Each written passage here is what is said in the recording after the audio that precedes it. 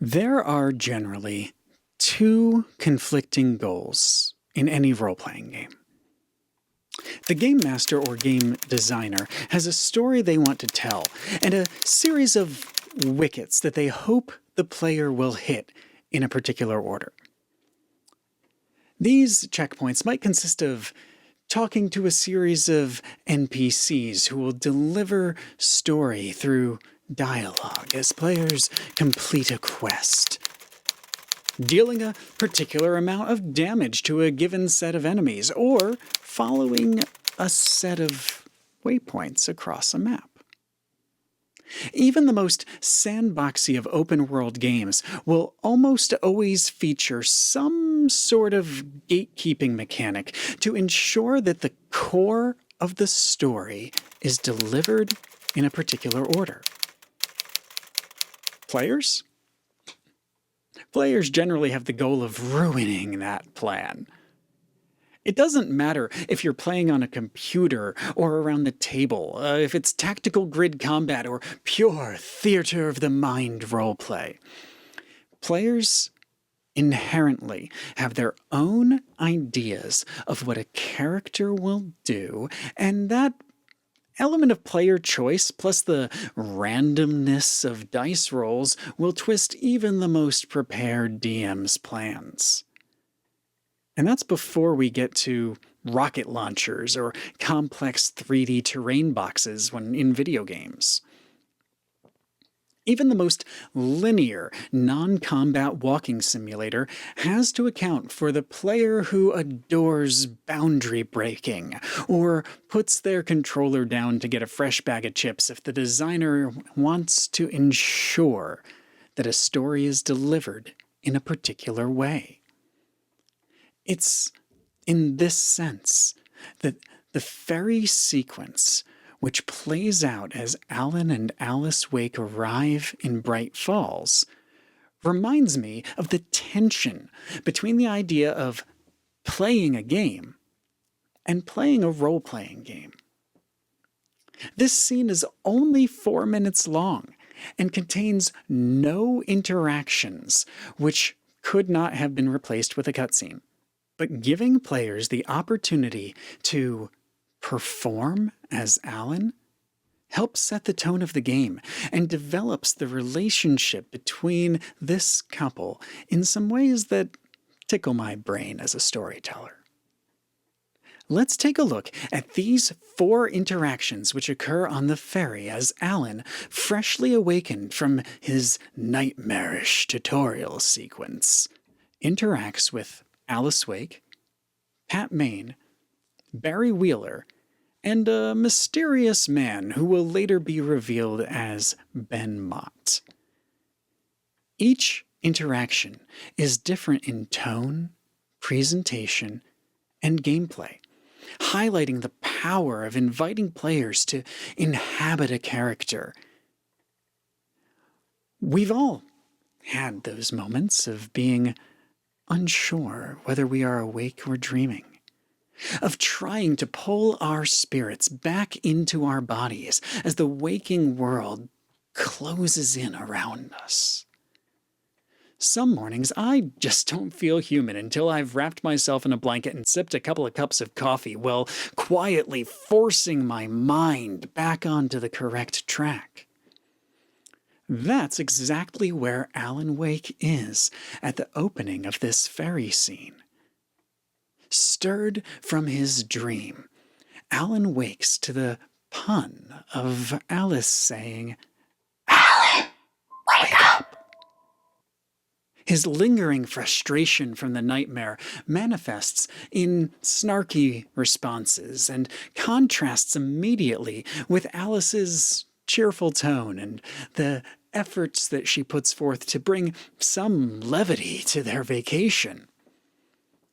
This portrayal of the artist as a curmudgeon is something which resonates with me. I can even think of several times when I was on vacation or had a day off, but struggled to pull myself out of the dark places where my mind strays if a project is overwhelming me, or money is tight, or plans are changing too rapidly for me to keep up with.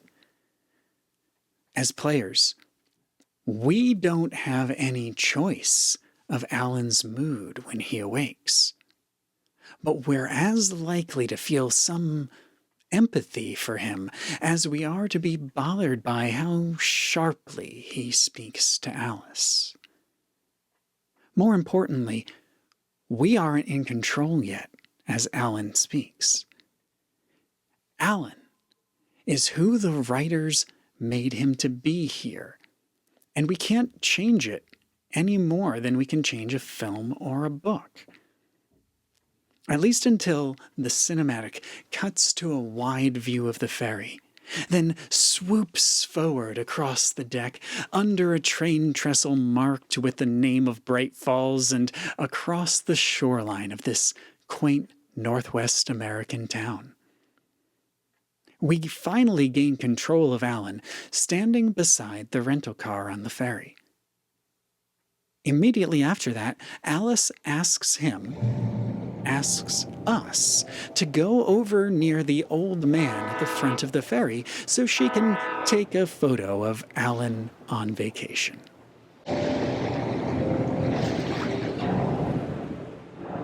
Let's act like we're on vacation. Go stand next to that old gentleman there. I want a shot of you with the town in the background. Sure. I'll even give you a title for the shot. A city boy, moments before he got eaten by a bear. It's this interaction with Alice that is the most fascinating element of the scene to me. The old man is Pat Maine, who will be important to the plot of later episodes. But it does no harm to the game's story to ignore him now. If we do as Alice tells us, if we actively engage with her request and play the role of a husband conceding to his wife's wise advice, the developers reward us with a conversation that explains more about both Pat and Alan as individuals. Pat is a kindly local radio personality. Alan is a celebrity from out of town who is going to be recognized with some strange frequency by the residents of Bright Falls. This moment is not roleplay in the traditional sense of rolling dice at the table or assigning skill points in the character sheet window of a game. But it's an interaction between the player and the intended storyline in a way which feels like a natural choice. A way which requires active engagement from the player and that develops the characters.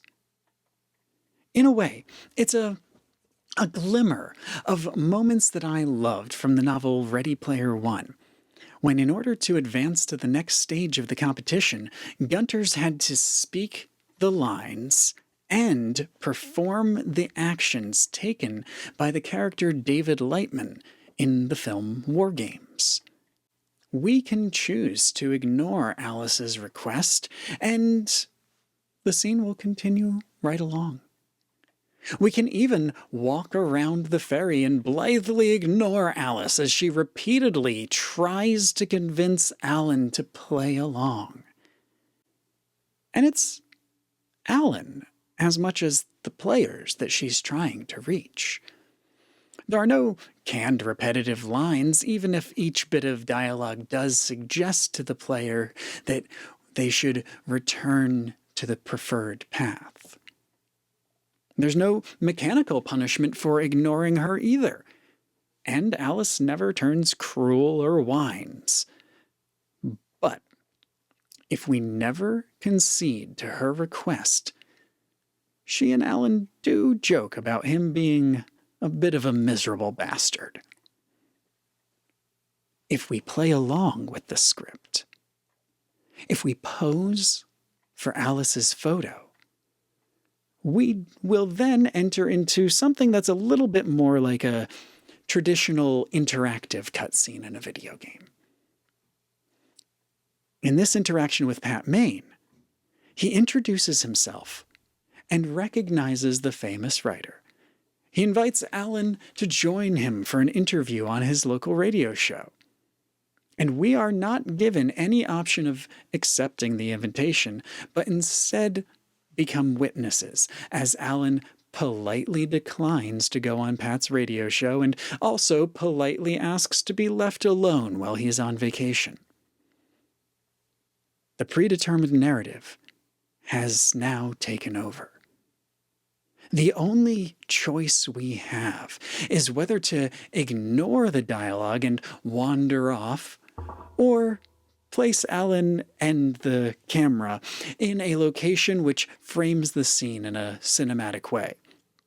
In which case, these 2010-era character puppets attempt to make eye contact and gesture mildly to emphasize their words. Though the scene is performed in the marionette style of most video games, the brief sketches of characterization tell us something about the contrast between these two characters. Alan is a young man from the city, dressed in layers of tweed jacket and hoodie and sardonic disinterest. Pat Maine plays the role of a convivial local elder, dressed in comfortable sweaters and equally happy to discuss Alan's work or the upcoming Deerfest. The contrast between an abrasive outsider and a kindly local is a well-worn trope in storytelling. But these two men have a stronger connection than their brief, optional interaction in this scene might convey. They are both people who work in media. But while Alan is a man of letters who has been unable to produce a story for years, Pat is a man of live radio and music whose kindly voice vanishes into the airwaves every night, appreciated by nearly all who hear, but unedited and unpreserved as he speaks with callers and shares the music he loves. Whether we engage with the narrative and speak with Pat, or choose to reject the best efforts of Alice and the game designers to pull us into a deeper understanding of events, the third interaction in this Ferry sequence is inevitable. But it's also presented in a manner which encourages us to explore, possibly triggering the fourth and final interaction. Alan's cell phone rings, either immediately after we're done talking to Pat Maine, or after we have ignored Alice for a little bit over a minute. And we get our first interaction with Barry Wheeler, Alan's literary agent and best friend. Even over the phone, Barry is as cheerful and outgoing as Alan is introverted and moody. It's understandable how Barry, with his New York accent and chatty, mildly pushy manner, could be the man responsible for promoting Alan's novels and bringing him to fame. They are friends, but there's also a strong business aspect to their relationship, as Barry is the first person in the story to push Alan to try writing while he's on vacation. Great. Just want to make sure you can relax and recharge. So, how is the place? Has it gotten your creative juices flowing? We are beginning to see that Alan, a man of dark thoughts and violent stories, is at the center of a web of characters who depend on him as much as he depends on them. So far, we have seen three kinds of interaction. Alice has prompted us to role-play Alan's journey from melancholy to kindly interaction. Pat Maine has shown us Alan stepping into his public persona, as well as pushed us into a moment of predefined narrative. During the phone call from Barry, the player is free to physically wander the whole ferry, listening to Barry as he monologues. In fact, the use of the cell phone call is likely to encourage the player to move away from Pat and Alice, as many people do instinctually walk away from others while on the phone, both to gain some measure of privacy and so they don't disturb others. If we walk to the rear of the ferry and get close enough to a man in hunter's clothes who leans there smoking a cigarette, he will call Alan and Alice damn yuppies while continuing to gaze out across the water. Linger long enough, and he'll make a vaguely threatening comment. But otherwise he refuses to engage. His presence can even be completely missed if the player doesn't wander far enough while listening to Barry talk. It is easy to dismiss Ben Mott as unimportant when you're going through this brief scene.